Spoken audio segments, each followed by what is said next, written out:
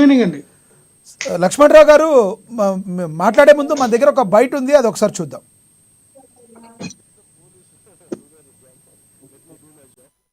పన్నం చేసుకుని వాళ్ళ పని వాళ్ళు చేయాలి కదా. అలా police do there job, let me do my job. నా పన్నం చేసుకుని వాళ్ళ పని వాళ్ళు చేయాలి కదా. అలా అనిపించట్లేదా ఇప్పుడు? అంటే నేను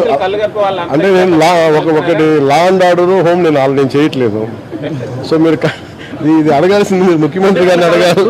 అలాగే ఇప్పుడు నేను పంచాయతీ రాజ్ గురించి అడిగితే నేను చెప్పగలను. కొన్ని ఇది మా ఇంటర్నల్ గా ఏం జరుగుతుందో ఒకసారి మీరు చెప్పినవన్నీ ఖచ్చితంగా నేనే దాన్ని తప్పించుకోవట్లేదు కదా, కానీ ఒక మాట చెప్పేటప్పుడు కొంచెం బాధ్యతగా చెప్పాలి. సో మీరు మా మీడియా మిత్రులు అడిగారు ఢిల్లీలో, ఇవన్నీ నేను ముఖ్యమంత్రి గారి దృష్టికిను హోంమంత్రి గారి దృష్టికి తీసుకెళ్తాను.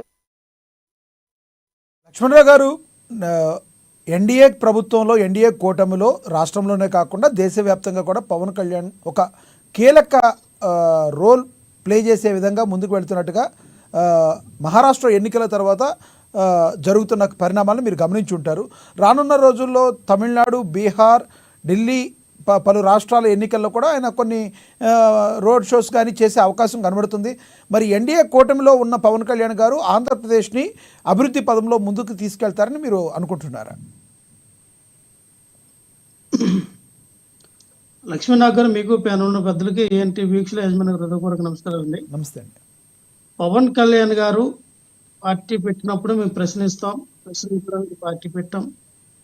మాకు ఇప్పటి వరకు కూడా రాజ్యాధికారం మాకు కులపోలకు రాలేదు, మడుగు బలహీన వర్గాలకు రాలేదు.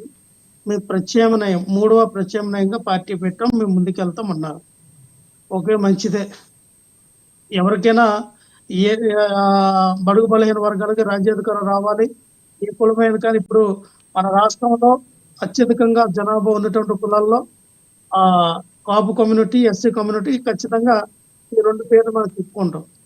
ఇటువంటి సందర్భంలో మన రాజ్యాధికారం వస్తుంది అన్నప్పుడు మీకు చాలా మంది కూడా పవన్ కళ్యాణ్ గారి వైపు టర్న్ అవుట్ అయ్యి అన్ని కులాలకు అతీతంగా చాలా మంది సపోర్ట్ చేయడం జరిగింది. యువత అందరూ కూడా రాను పవన్ కళ్యాణ్ గారిలో మార్పు వచ్చిన తర్వాత ఆయన ఏమనుకున్నారో ఏంటో మరి, నేను మూడవ ప్రత్యామ్నాయంగా ప్రజలు మనల్ని ఎంకరేజ్ చేయరు, మనల్ని ముందుకు తీసుకెళ్ళెవరు, ఇక్కడ ఉన్న పరిస్థితుల్లో మూడవ ప్రత్యామ్నాయం మనం ఎదగలేమన్న ఆలోచన ఏం మనకు తెలియదు. కానీ ఖచ్చితంగా పొత్తు పెట్టుకుంటే గానీ మనకు మనుగడ ఉండదు. పొత్తు పెట్టుకోకపోతే మనం కనీసం ఎమ్మెల్యేగా కూడా గెలవలేమన్న పరిస్థితిలో ఆయనకి 2019 ఎలక్షన్ ఆయనకి ఒక చెంపదెబ్బగా చెప్పొచ్చు. ఎందుకంటే 2 సార్లు ఓడిపోయారు కాబట్టి. సో పొత్తు పెట్టుకుంటేనే మనం ఇక్కడ మనుగడ సాగించగలమనే ఉద్దేశంతో పొత్తు పెట్టుకుని వెళ్ళారు. 2024లో వాళ్ళు ఎన్ని సీట్లు అయితే తీసుకున్నారో సీట్లు గెలిచారు.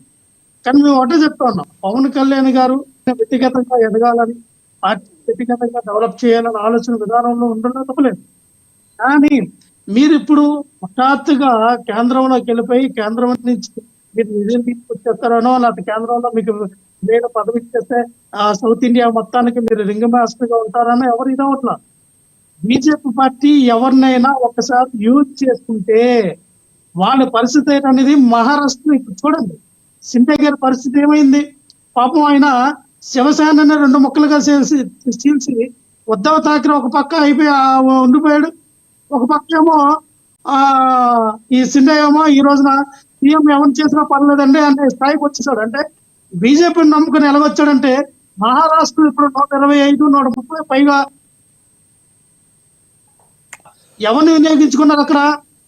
శివసేనను 2 ముక్కలుగా చేసి ఎవరైతే బీజేపీ పార్టీకి సపోర్ట్ చేశారో వాళ్ళని కింద పడేసి ఈ రోజున బీజేపీ పార్టీ వాళ్ళ అభ్యర్థిని సీఎం గా చేయడానికి పెట్రోల్ తీసుకొచ్చారు.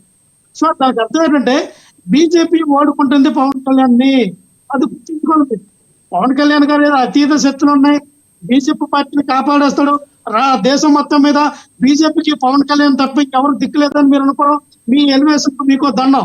అది ఎలివేషన్ వేసుకోకుండా, ఎందుకంటే పవన్ కళ్యాణ్ లాంటి వ్యక్తులు ఎంతమంది వాడుకొని వదిలేశారు, మీరు అర్థం చేసుకోవాలి. సో మీ ఇష్టం.